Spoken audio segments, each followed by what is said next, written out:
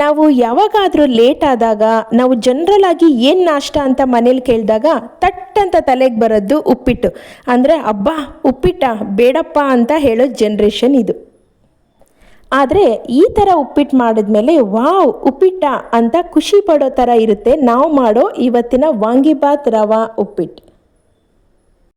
ಎಲ್ಲರಿಗೂ ನಮಸ್ಕಾರ, ನಾನು ನಿಮ್ಮ ಮನೆ ಮಗಳು ಮೇಘನ. ಬನ್ನಿ ಈ ಸ್ಪೆಷಲ್ ಉಪ್ಮಾ ಹೇಗೆ ಮಾಡೋದು ನೋಡೋಣ. ಮೊದಲಿಗೆ ನಾವು ಪಾತ್ರೆ ಇಟ್ಕೊಂಡು 1 ಕಪ್ ಕುಕ್ಕಿಂಗ್ ಆಯಿಲ್ ಹಾಕ್ತಾ ಇದ್ದೀವಿ. ಇದು 1 ಮಿನಿಟ್ ಸ್ವಲ್ಪ ಕಾಯಬೇಕಾಗತ್ತೆ. ನೋಡಿ, ಈಗ ಎಣ್ಣೆ ಕಾದ್ಮೇಲೆ 1 ಸ್ಪೂನ್ ಸಾಸಿವೆ ಹಾಕ್ಕೊತಾ ಇದ್ದೀನಿ. ಇದೊಂದು ಸ್ವಲ್ಪ ಫ್ರೈ ಆಗಬೇಕು. Upma is one of the oldest traditional South Indian ಬ್ರೇಕ್ಫಾಸ್ಟ್ನಲ್ಲಿ ಇದನ್ನು ಒಂದು. ಸಾಸಿವೆ ಫ್ರೈ ಆದಮೇಲೆ ನಾನಿವಾಗ 1 ಹಿಡಿ ಕಡಲೆಕಾಯಿ ಬೀಜನ ಹಾಕ್ಕೊತಾ ಇದ್ದೀನಿ. ನೋಡಿ, ಇದನ್ನು ರೆಡ್ಡಾಗಿ ಸ್ವಲ್ಪ ಫ್ರೈ ಮಾಡ್ಕೊಳ್ಳಿ.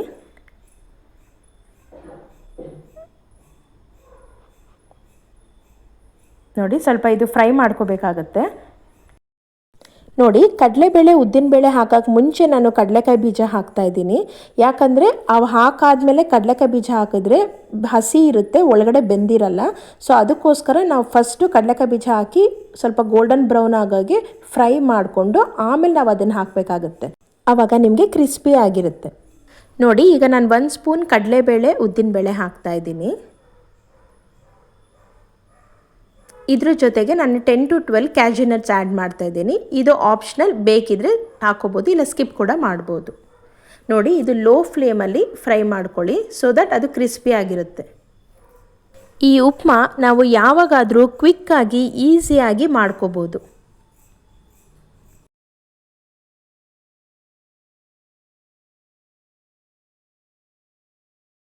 ನೋಡಿ, ಈಗ ನಾವು 10 ರಿಂದ 12 ಕರ್ಬೇವಿನ ಸೊಪ್ಪನ್ನ ಹಾಕ್ಕೊತಾ ಇದ್ದೀವಿ.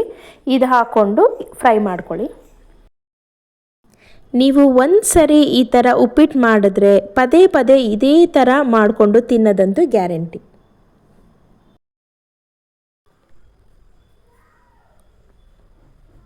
ನೋಡಿ, ಈಗ ಗ್ರೀನ್ ಚಿಲ್ಲೀಸ್ನ ಈ ಥರ ಅರ್ಧ ಕಟ್ ಮಾಡಿಕೊಂಡು 8 ರಿಂದ 10 ಹಾಕ್ತಾ ಇದ್ದೀನಿ.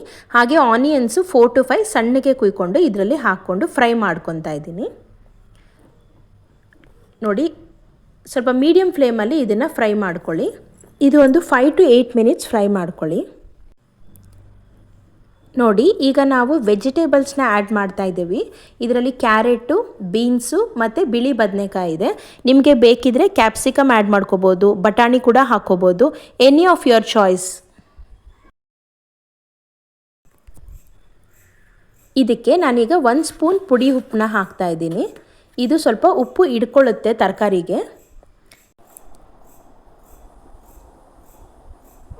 ಈಗ ನಾನು ಅರ್ಧ ಸ್ಪೂನ್ ಅರಿಶಿನ ಪುಡಿ ಹಾಕ್ತಾ ಇದ್ದೀನಿ. ಇದನ್ನು ಹಾಕ್ಕೊಂಡು ಚೆನ್ನಾಗಿ ಮಿಕ್ಸ್ ಮಾಡ್ಕೊಳ್ಳಿ. ಈ ತರಕಾರಿಗಳೆಲ್ಲ ಇವಾಗ ಚೆನ್ನಾಗಿ ಬೇಯಬೇಕಾಗುತ್ತೆ ಎಣ್ಣೆನಲ್ಲೇ. ಸೊ ಒಂದು 15 ಮಿನಿಟ್ಸು ಮೀಡಿಯಮ್ ಫ್ಲೇಮಲ್ಲಿ ಇಡಿ.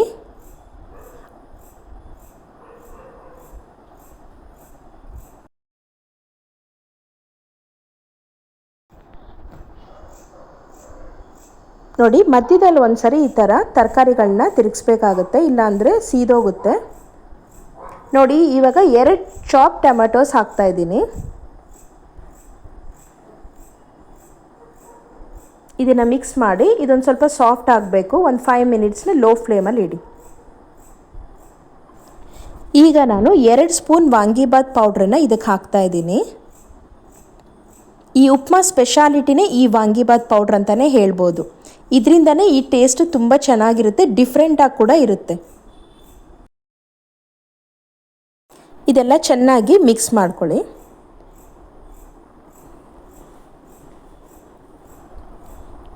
ನೋಡಿ, ಈಗ ನಾನು 6 ಗ್ಲಾಸ್ ನೀರು ಹಾಕ್ತಾ ಇದ್ದೀನಿ ಇದಕ್ಕೆ.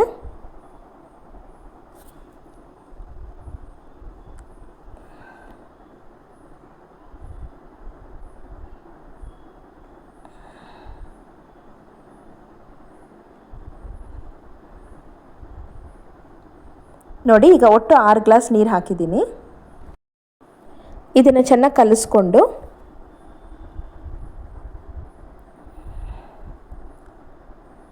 ಇನ್ನು 1 ಸ್ಪೂನ್ ಕಲ್ಲುಪ್ಪು ಹಾಕ್ತಾಯಿದ್ದೀನಿ. ಇದ್ರ ಜೊತೆಗೆ ಇನ್ನೂ 2 ಸ್ಪೂನ್ ವಾಂಗಿಬಾತ್ ಪೌಡ್ರ್ ಹಾಕ್ತಾಯಿದ್ದೀನಿ ಈ ನೀರಿಗೆ, ಸೊ ದಟ್ ಆ ಫ್ಲೇವರ್ ಚೆನ್ನಾಗಿರುತ್ತೆ. ನೋಡಿ ಇವಾಗ ಇದು ಚೆನ್ನಾಗಿ ಕುದಿ ಬರೋಕ್ಕೆ ಒಂದು 15 ಮಿನಿಟ್ಸ್ ಹಾಗೆ ಇಡಬೇಕು. ನೋಡಿ ಈಗ ನಾನು 1.5 ಲೋಟ ರವೆ ತೊಗೊತಾ ಇದ್ದೀನಿ. ಇದು ಮೀಡಿಯಮ್ ರವೆ. ಇದನ್ನು ಆಲ್ರೆಡಿ ನಾನು ಫ್ರೈ ಮಾಡ್ಕೊಂಡಿದ್ದೀನಿ.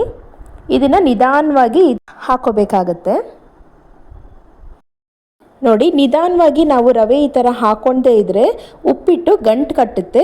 ಸೊ ಅದಕ್ಕೋಸ್ಕರ ನಾವು ನಿಧಾನವಾಗಿ ಅದು ಕುದಿಬೇಕಾದ್ರೆ ಸ್ಲೋ ಆಗಿ ರವೆನ ಹಾಕೋಬೇಕಾಗತ್ತೆ ತಿರುಗಿಸ್ಕೊಂಡು.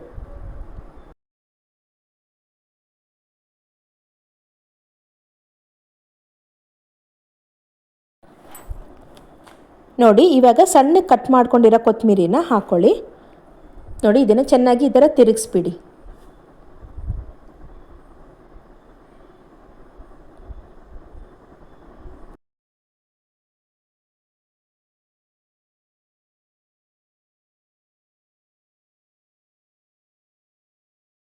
ಇದನ್ನು ಲೋ ಫ್ಲೇಮಲ್ಲೇ ಇಟ್ಟು ಈ ಥರ ನಿಧಾನವಾಗಿ ತಿರುಗಿಸ್ತಾ ಇರಿ. ಇದನ್ನು ಈಗ ಮುಚ್ಚಿಟ್ಬಿಡಿ. ಒಂದು 8 ರಿಂದ 10 ನಿಮಿಷ ಲೋ ಫ್ಲೇಮಲ್ಲಿಟ್ಟರೆ ಆ ರವೆ ಎಲ್ಲ ಚೆನ್ನಾಗಿ ಬೆಂದು ಸಾಫ್ಟ್ ಆಗುತ್ತೆ. ನೋಡಿ ಲಾಸ್ಟಲ್ಲಿ ಇವಾಗ 1 ಸ್ಪೂನ್ ತುಪ್ಪ ಹಾಕ್ತಾಯಿದ್ದೀನಿ. ಇದರಿಂದ ಫ್ಲೇವರ್ ಚೆನ್ನಾಗಿರುತ್ತೆ, ಟೇಸ್ಟು ತುಂಬ ಚೆನ್ನಾಗಿರುತ್ತೆ. ಇದನ್ನು ಹಾಕ್ಕೊಂಡು ನೋಡಿ ಈ ಥರ ಕಲಿಸ್ಕೊಳ್ಳಿ. ಈಗ ನಾನು 6 ಗ್ಲಾಸ್ ನೀರಿಗೆ 1.5 ಗ್ಲಾಸು ರವೆ ಹಾಕ್ಕೊಂಡಿದ್ದೀನಿ. ನೀವು ಇನ್ನೂ ಕಡಿಮೆ ಮಾಡ್ಕೋಬೇಕು ಅಂದರೆ 3/4 ಗ್ಲಾಸು ರವೆ ಹಾಕ್ಕೊಂಡು 3 ಗ್ಲಾಸ್ ನೀರು ಹಾಕ್ಕೊಂಡ್ರೆ ಸರಿ ಹೋಗುತ್ತೆ.